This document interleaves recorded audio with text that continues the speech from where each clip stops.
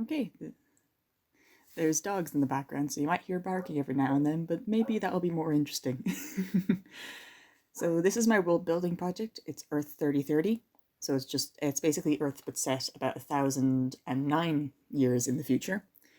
I was originally going to go with like Earth to 2,900, but one of my friends suggested Earth 3030 because it sounds just as bad as 2020. And I was like, yeah, that's a good idea. So my idea all started off with my character Ray, which is a character a lot of people might be familiar with because I draw him quite frequently. Um, he started off as kind of like a little doodle in the back of a science book because I tended to draw a lot during science and chemistry. My idea was I wanted to try like draw something that I'd never drawn before, and at the time I was drawing kind of very in a very anime-esque style. So I think the original sketch of him was more of a Invader Zim style of drawing. Um, so yeah, I wanted something that was kind of I always drew really tall, lanky characters. I was like, no, I want something very, very different than that. I wanted someone who's like very squat and more squarish. And the squareness stayed, but even in the two images you can see here, the short factor didn't stay for very long. On one of the pages I'd found like all my ideas for him, that I wanted him to be lazy but intelligent, a bit of a mechanic. He lived like that he was from the future. And I wrote down kind of all these ideas that I had in my head, and it's kind of what I do when I create things. Like I think up of a load of ideas, and whatever sticks in my sieve of a brain is probably a reasonable or good idea to keep, and that includes names, designs, and personalities. So a lot of what stuck with me was kind of that he was this intelligent inventor. He wanted to kind of change how things were uh, for the people of Earth in his own way. Uh, so yeah, it's currently what this is older me looking through my old projects and being like, how can I make this not awful? Um, so kind of going up straight to college then is I started to use him in designs more often.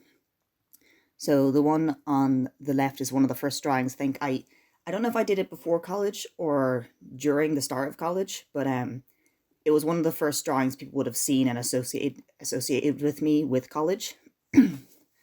And then the second drawing is my cutout character. So that would be the like the first animation Ray was ever in, and even then you can see the continuation of his design of him getting taller and kind of me trying to figure out the detail. I gave him like a longer jacket. I'm kind of thinking, how would I want him to be animated and look? Because beforehand I never really exaggerated characters, but kind of the more I went through first year, the more I kind of improved and saw things that I liked. Um, I was also the first time people kind of told me that they liked my characters, because people began to really like Ray, and I was like, this is a surprise to me because no one had ever really like said to me that they liked something I'd done. If that like, well, they had, but like not people I admired had said that they liked my art. So it was quite exciting. So yeah, so here's Ray Gasket. So I tend to draw like a lot of expressiveness. So I tend to have just pages and pages of these very loose, sketchy ideas where I kind of explore how I want the characters to look. And with Ray, this is kind of when I started to think, okay, what do I want to keep within his design? What do I want him to look like? How do I want him to be exaggerated? And like his hair kind of small bits of him changed over time slowly. Like his jacket got longer, his hair changed from kind of being slicked back to kind of being this more buzz cut at the sides, long on top sort of thing. But certain things like his basic shapes and glasses stayed. One of the biggest additions was his gloves. He's got these big, massive kind of green gloves, and he used to not have those in design. He used to just have like these big, like cuffed sleeves. And I don't know when I gave him gloves, but I'm really glad I did, because between the gloves and his jacket, he's got really nice secondary action for when and if I want to animate him. When it comes down to shapes, he's very much kind of just big, long rectangles with kind of a rectangular square face and kind of semicircle eyes. And this is also when I started to think, why would he have these design elements to him? Why does he have these big gloves, this big jacket? And I began to kind of give him like kind of shoulder pad armor bits And I think from my cutout character, he has these big circles on his knees and elbows. That was originally to cover up a mistake I did with the cutout character, but I liked the way it looks. So I was like, okay, I'm gonna keep that. But why is it there? So a lot of the things, like his goggles, are kind of like futuristic versions of like welders' goggles.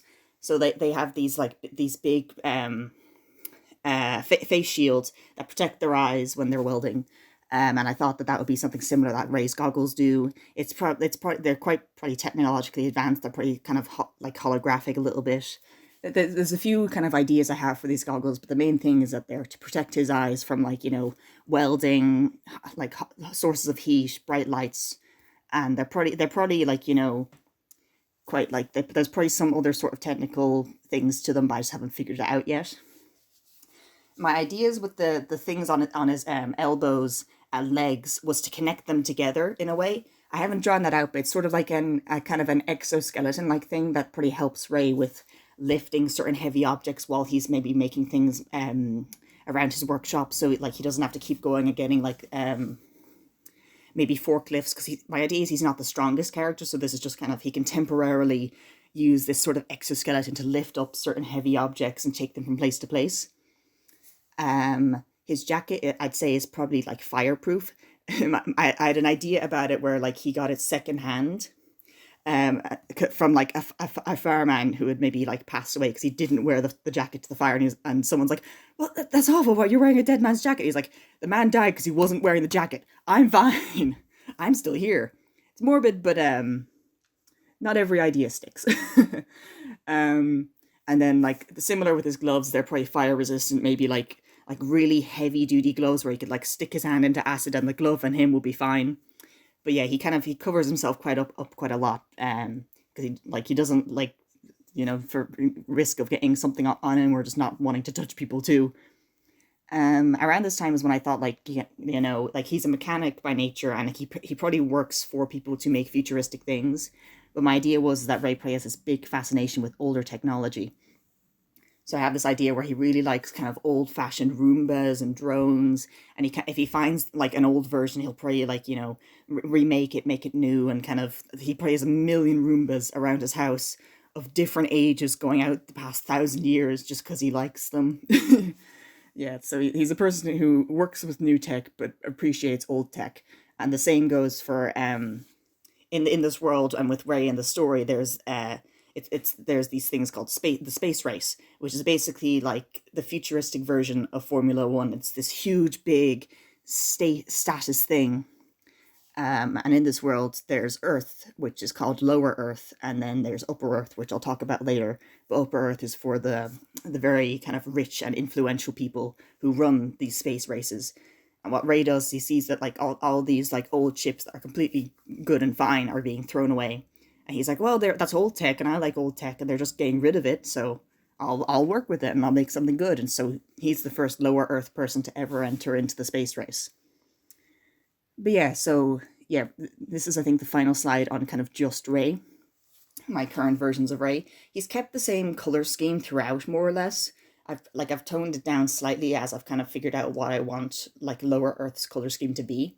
But generally it's like, tan skin, kind of brown hair, green, red, and mostly gray. And he kind of helped me find out the colors I want for Lower Earth. But yeah, he's a character I keep changing small bits over time, but I'm starting to kind of figure out where I want him to look. Um, oh, I'm getting all nervous. I'm speaking for so long. When I first designed him, yeah, I wanted to come up with this basic story idea of Earth in the future. That's this awful place, kind of like an even bigger exaggeration of where we are now. So it kind of, like, if people were to watch it, they'd kind of be like, oh, that's what could happen with us if we keep being awful and we keep this divide of rich and poor. So it's just an exaggerated version of Earth as we are now, in my head. Yeah, so through him and a few other characters I created later on, I began to kind of come up with this idea of this world. But I think when I first created Ray, I didn't have this idea of Upper Earth quite yet. The next character I made is Holly Cogs, and she was designed originally with Ray on the same back of the science book. I couldn't find this bloody science book, and I did check, but I couldn't find it, so I don't know where the original drawings of them are. I didn't want to go too far back because I didn't want to show a load of old drawings. But Holly's changed quite a bit. My idea was, I kind of like, yeah, I was thinking Earth in the future, about 1,000 years. I was kind of thinking that maybe like we'd get into space and maybe meet aliens, sort of thing. So there's probably been several, not world wars anymore, but maybe intergalactic wars where, Earth are, we are still like conquerors and stuff like that. So it's kind of like not learning from history, still going out and conquering people, or like forcing others to kind of be in kind of peaceful, in air quotes, arrangements with Earth. So it's kind of like Earth are these, like, once again, kind of what I can't remember the name for it, but it's basically what England's been for centuries. That invaders, like, so now there's a lot of alien races on Earth who are looking for jobs and looking for places to stay because they can't stay on their own planet anymore, because they're like, their planets have become mines or farms, and there's nowhere they want to go to the best place possible to look for work. So that's probably what Holly's family did. My original idea was that she was sort of like a griffin sort of character with these kind of like except like a snow leopard, a snowy owl sort of combo. But I didn't want to. I wanted her to have more of a cat-like face instead of like a bird face. And at first she looked kind of too human, so I just kind of completely pushed into the more animal side of things, gave her proper animal legs, as you can see on the right. But yeah, she originally, when I first created Holly, I wanted her to be an Upper Earth character, but be best friends with Ray. And I was kind of, and I think over time I realized it didn't really make sense as to how those two would meet. So my idea then is that, like, yeah, no, Holly is a person, is someone who was an immigrant from another alien country coming to Earth looking for work or something like that, and she gets stuck down at lower Earth, as most immigrants would, being cast aside down with the others. And she ends up meeting Ray that way, and then kind of the two of them work together. And Holly is one of Ray's biggest supporters. But yeah, reading over my notes to make sure I'm not missing anything. Da, da, da, da. Yeah, so her design, I'm still working on it, because I kind of, through redesigning her, I realized that I wanted Lower Earth to have this very angular look to them, and Holly's original design was very, very round. So I kind of have to change this character that was originally so round into something that's like completely more angular. So I'm having fun trying to figure that one out over time, slowly. These are just a few other kind of bits and pieces of designs that I had for Lower Earth characters. Kind of most of these would feature in the story. The other one, the first one there, is kind of another snake alien sort of thing. This is like they are another one of Ray's friends who I gave a name to and then forgot the name, so it mustn't have been the best name. Going off my own my own thoughts and ideas.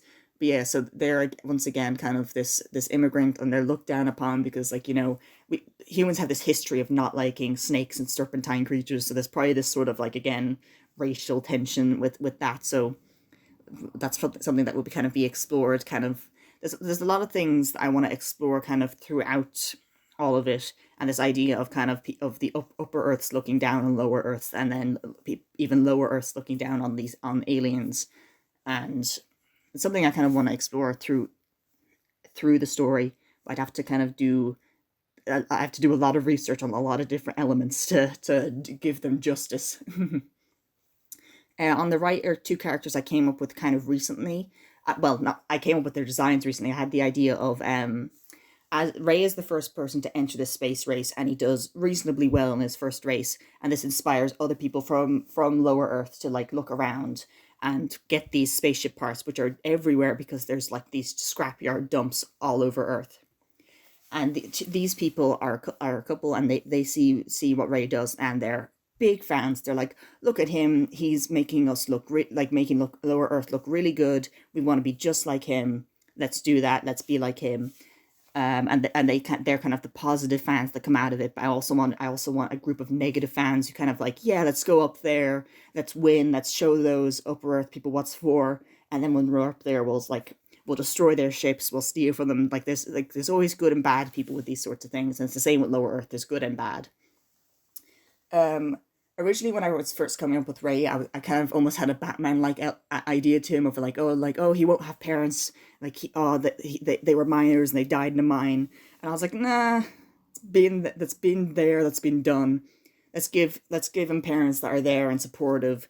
So yeah, they used to be miners and probably like maybe like on Mars or something like that, mining some sort of metal up there, and they're retired now because like mining is a very intense working environment. So that they're probably there very supportive, but more in the kind of slightly creative side of things now instead of their mining past. Here's the kind of the first character I made that really changed things. Perseus, which is actually supposed to be a stand-in name, but stuck so hard like glue that I had to stick with it. I put in big brackets Ray's foil, because even though I look up the word foil all the time and I kind of know what it means, I'm still not 100% certain. But yeah, he's supposed to be kind of Ray's opposite, where Ray was born on Lower Earth, kind of sees how Lower Earth works, understands it, and wants to make it better, whereas Perseus was born in Upper Earth, sees how Upper Earth works, and has been taught all the time that Lower Earth is this kind of scummy place that's awful, and the people there deserve what they're doing, sort of thing. Yeah, so he was super important to help me visualize how I wanted Upper Earth to look like and work and function. So it's kind of this very like over the top aristocratic, very like pristine, futuristic, modern. Like my idea was like, when you see those modern houses and they're pure white and like they look pretty from afar, but you never want to live in them because they look like just cold white boxes. That's what Upper Earth is, sort of. But yeah, in the story, he'd start out as kind of this like antagonist who like just thinks that Lower Earth is this horrible place, that people there are horrible, that raise this uneducated like scum who's coming in to cheat them all out of their race, that like any win he gets is completely fluke. But then over time, through like meeting Ray and kind of talking to him and maybe even going down to visit Lower Earth, he kind of realizes like, oh no, these aren't scummy people, they're just people being fucked by my people constantly. Rich taking from the poor all the time. But yeah, my idea is that like comes from a very wealthy family, and that he's like one of the best racers of the generation, and that's why he's disgusted that this Lower Earth person would come up out of nowhere with no formal race training, be like, oh, I'm gonna try win this, and he's like, well, I've been training for years, and you come out of nowhere. So he kind of, again with Perseus, his original design I liked, but it looked too much like a sort of an engineering kind of suit. So I thought like, oh, that would be his race suit, kind of like what Formula One racers have, where they have this kind of big jumpsuit kind of thing, where like if they crash, that it kind of helps keep them all intact. But it didn't quite suit my idea of what I wanted Lower Earth to look like. So I started to sketch up some ideas. Oops.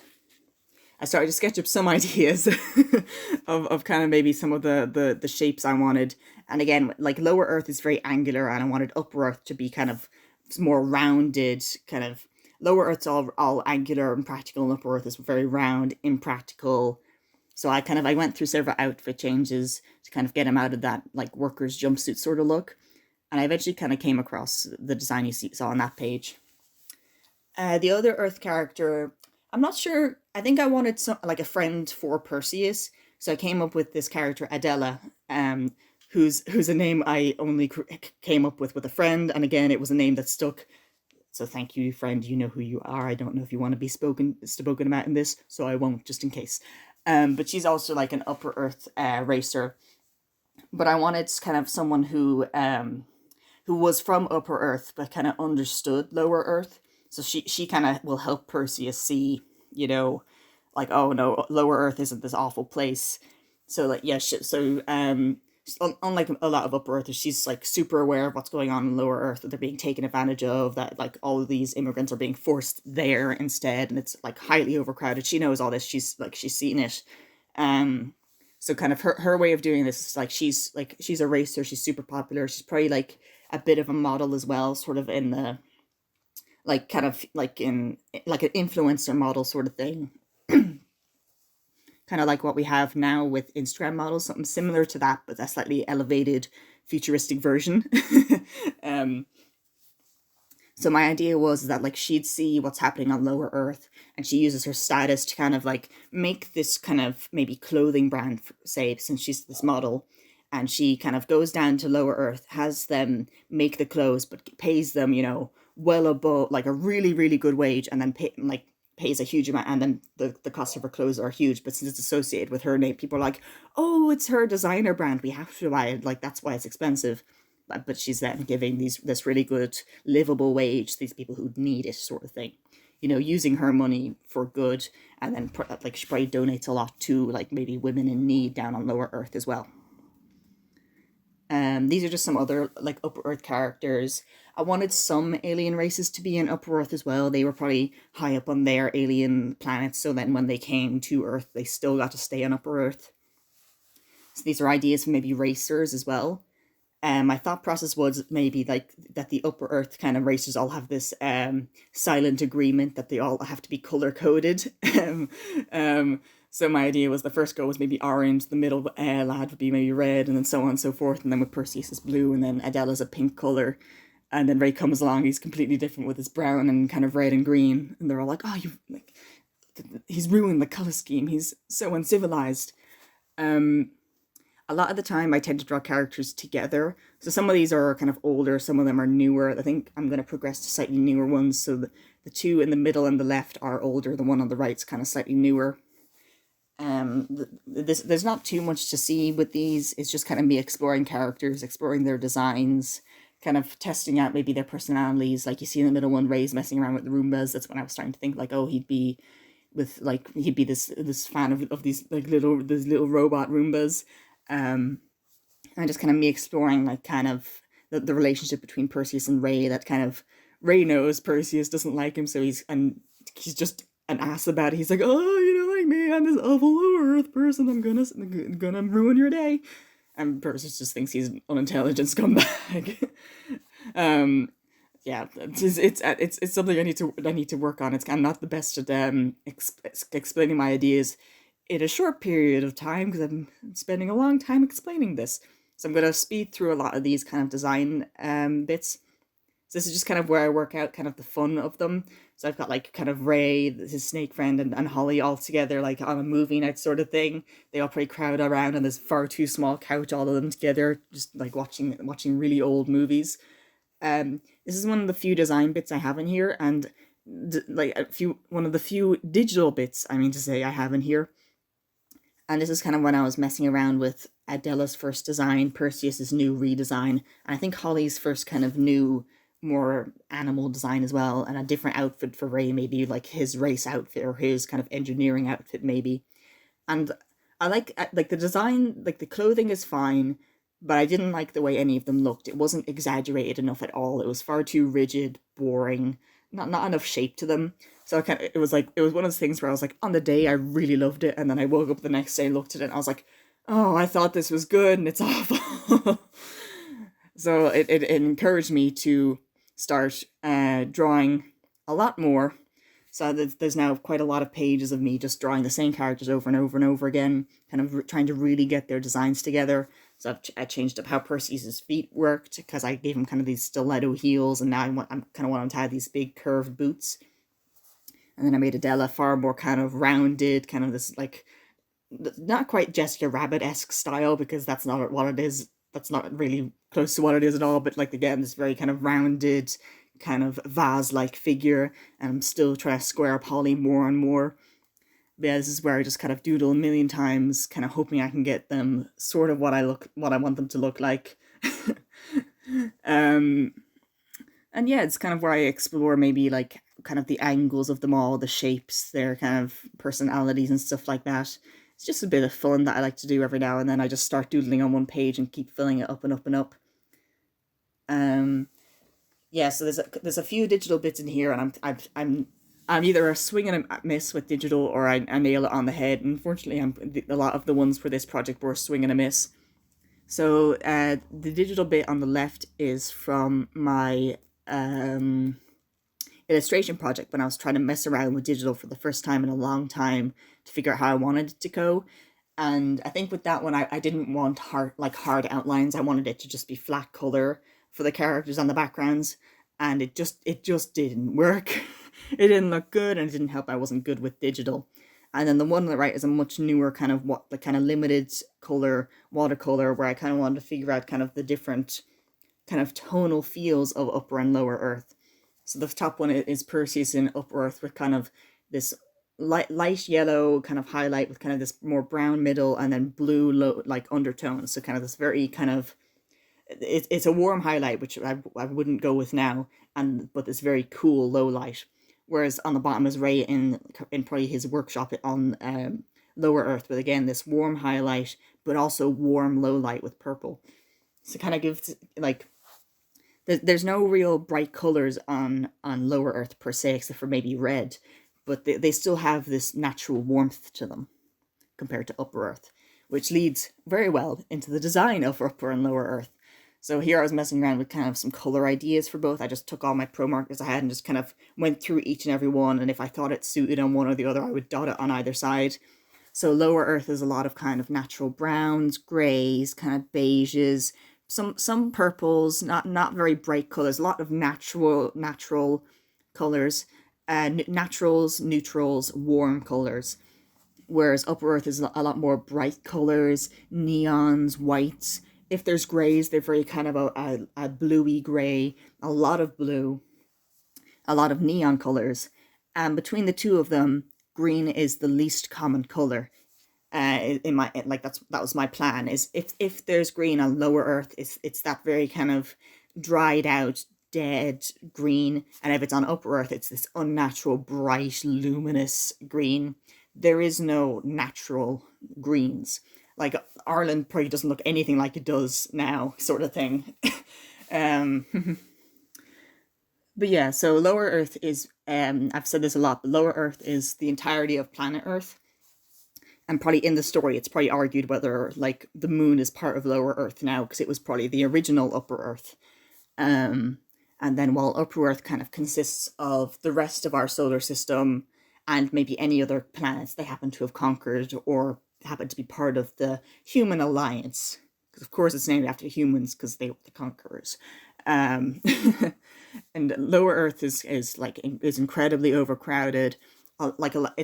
You'll see a lot of modern cities like New York and Chicago and like Dublin and London, or any kind of modern city is still there, but it's like slums now. It's overcrowded. It's in ruins. There's a lot of dumps and rubbish and stuff everywhere. It's very dirty. A lot of anywhere that would have been naturally green is gone. Desertification is huge on Lower Earth now. I could go into ages on my ideas on the geography of it, but I don't want to keep talking for so long. And then Upper Earth is like any planet that has like a rocky surface, like Mars or like the moon or anywhere like that, have like proper civilizations on the surface. Whereas other planets, maybe like Jupiter, Saturn, Neptune, have kind of these floating mansions, essentially, kind of just orbiting around them. But yeah, Upper Earth is round, shiny, unpractical, new, beautiful in quotation marks of this shiny kind of, it's manufactured beauty. Whereas again, Lower Earth is just sharp, angular, so run down, but everything that's there is practical. Okay. Talking for so long. But yeah, these are from my illustration project, and again, it was digital work I wasn't proud of for a lot of reasons. But it's when I started to explore how I wanted maybe Lower Earth to look like, with these kind of very dull colors in the middle image, as you can see, and kind of this kind of dart is used, the space dart sort of thing is used to get from Lower Earth to maybe like different parts of Upper Earth. So you can kind of see in the last couple panels, the middle and last few panels, how like maybe Upper Earth might look like in this very kind of brighter, pristine newness sort of thing. So here are kind of some sketches of how I wanted maybe like Upper Earth to look like. So the ones on the right are just kind of a load of sketches I would have taken from Pinterest, I believe. If I would have just looked through like new modern houses or futuristic designs and sketched ideas down to try kind of help me get in mind what I wanted it to look. So like kind of these like hovering sort of train track sort of things, these big, beautiful, pristine white houses kind of on mountains. And then on the right is I think I was sketching out different ideas for what Perseus's house might look like. Um, I wanted him to live on Neptune because he's blue and Neptune's blue, and it kind of he has a kind of a blue sea-esque theme to him. So I thought it was very fitting that he lives on what I think is a lovely blue planet. Um, but I think I sketched in a light space, like a light pencil idea, and then didn't like it, and then went over it very dark in this big pen. So again, his house is probably this like very open top. It's a massive spaceship for essentially one person to live in. He has servants, but they kind of don't. They probably live there, but not in the space. Like the whole thing is Perseus' big house, whereas these servants might only have like a room or two. But yeah, a lot of these designs are very rounded, kind of what I would say vase like kind of natural shapes, sort of. So some would be inspired by like flowers. It's probably the only time you would see flower like designs anymore. Is just because like you don't see them flowers occurring as naturally as you used to. So there are these monstrosity sort of like fake pristine pure white shiny flowers in the sky that probably glow luminously. So yeah, a lot of round kind of like mimicking natural shapes, since natural doesn't really exist anymore, but they want to appear as this beautiful natural sort of style. Lower Earth is I've more drawings for it because it's a bit hard, like because there's so much you can add to it. Whereas like with Upper Earth, it is a lot of kind of these big spaceships that are just orbiting planets. Whereas like Lower Earth, I have to figure out kind of how our civilization would have become futuristic and then ruined. Like it's kind of aging Earth by 50 years, like by 500 years, and then making it destroyed. So it's quite a lot of fun to think about. So like I include like quite a lot of inspiration from what is it the Industrial Revolution, with kind of a lot of these kind of old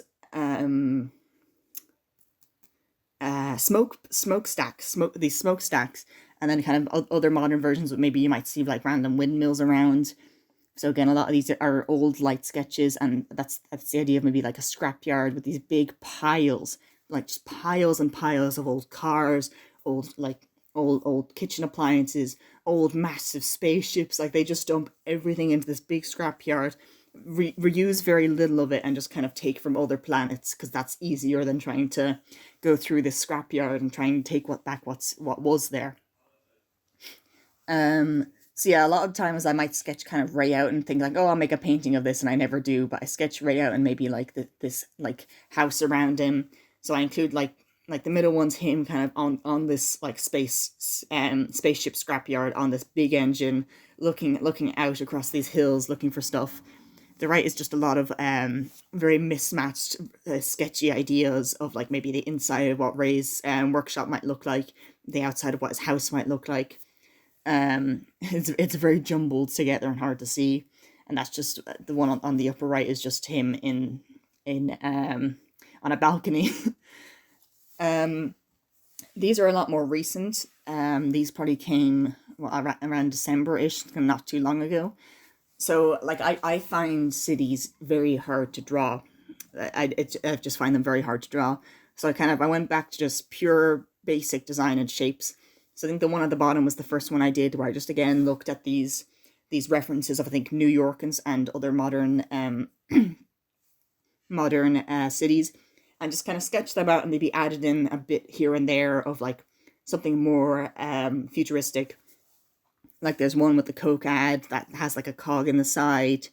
I think a windmill I added in the background. And the one on like just these broken flags.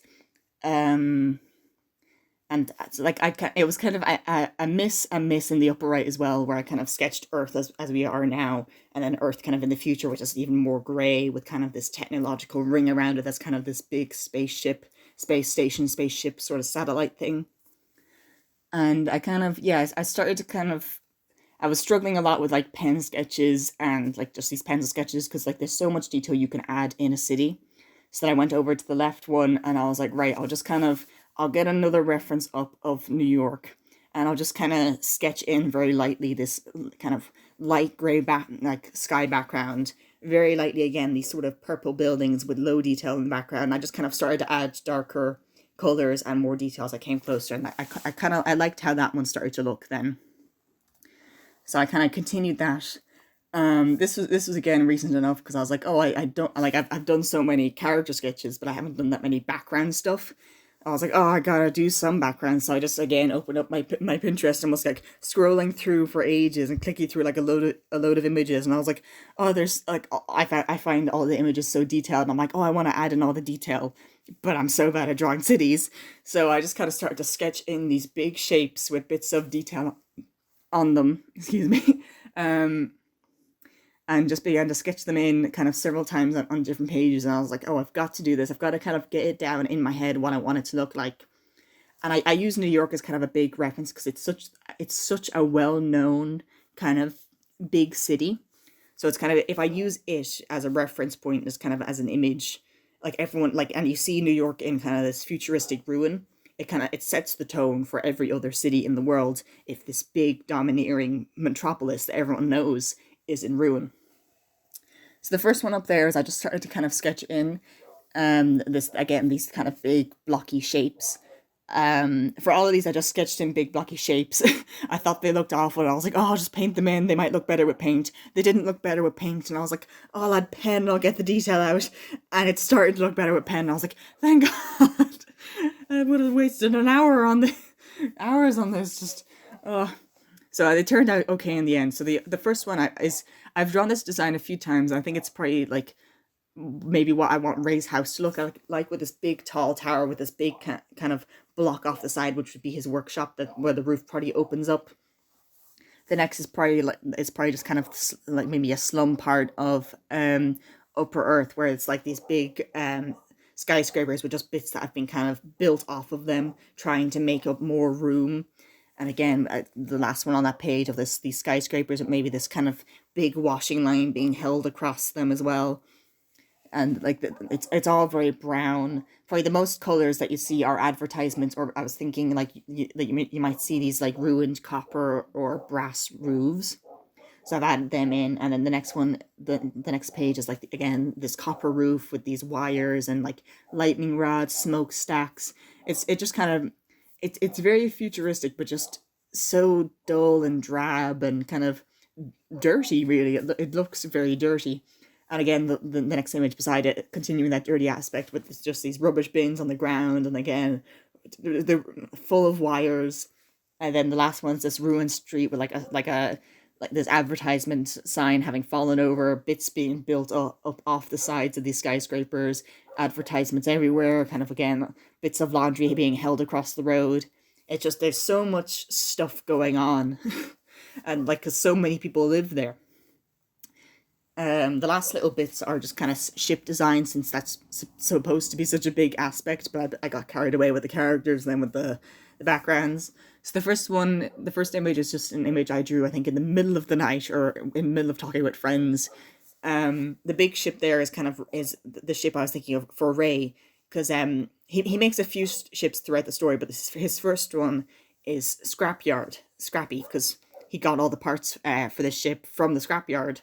And he finds this brilliant kind of engine that was from this really good ship ages ago, and it works super well. It's a super powerful engine, can use like really good fuel for it.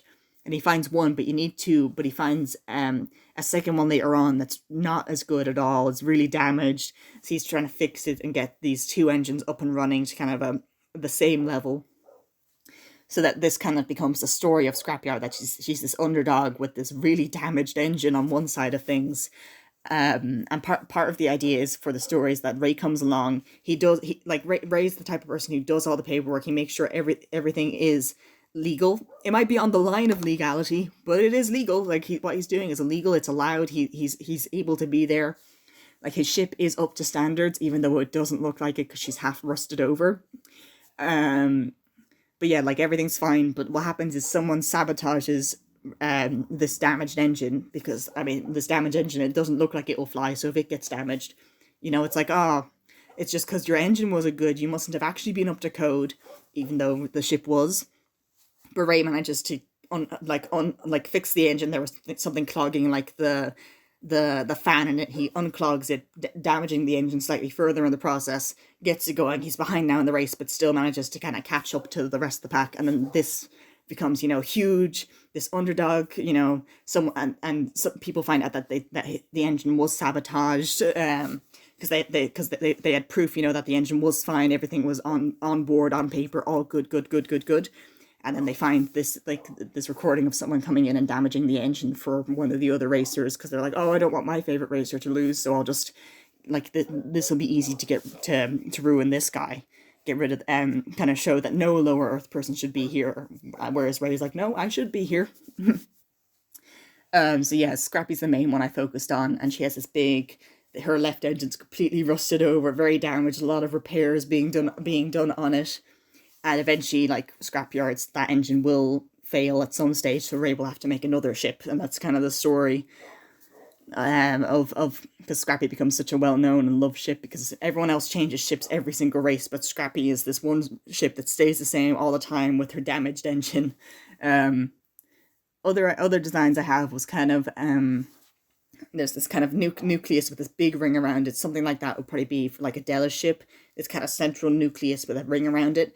That's not going to be the final design. That's too angular. I don't like how that looks quite yet, but I like the concept of this kind of ring that can rotate around this central icon with this big nucleus sort of thing.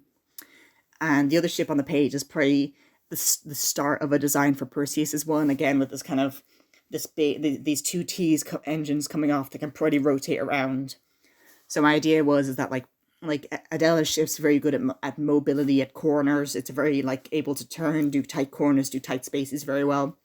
Perseus is kind of, it's good at that, but not quite as good as Adela's is. But his is kind of good at maneuverability, but also good at at forward thrusts as well. Ray's ship is just all forward power. It's not good at tight turns and all that, because it has a fully rigid body, so it can't quite turn as well. So that's kind of my basic idea for that. So this is, I put the end question mark in case I happen to draw anything else, but I'm not sure if I will or not. So this ended up being super long because I can't not talk about this, because I have a lot of ideas about it that I haven't put on paper, that I have in my head, so I tend to get carried away. But yeah, so thank you for listening, watching, or whatever I end up doing. I might not show this video. I might end up just talking over it in person, so who knows. But yeah, I found all of this super valuable and super fun to go through, because it got me to think about how the creative process would work, how different things got affected, and that's I got bogged down on how would the geography of the world get changed, how would this do, what would global warming end up happening to lower Earth. Lower Earth became a huge fascination for me because I can base it off what we already know. So I tended to get a bit carried away with that. But yeah, it was super fun to think about how different things would affect different characters and what the world would look like, and the colors and then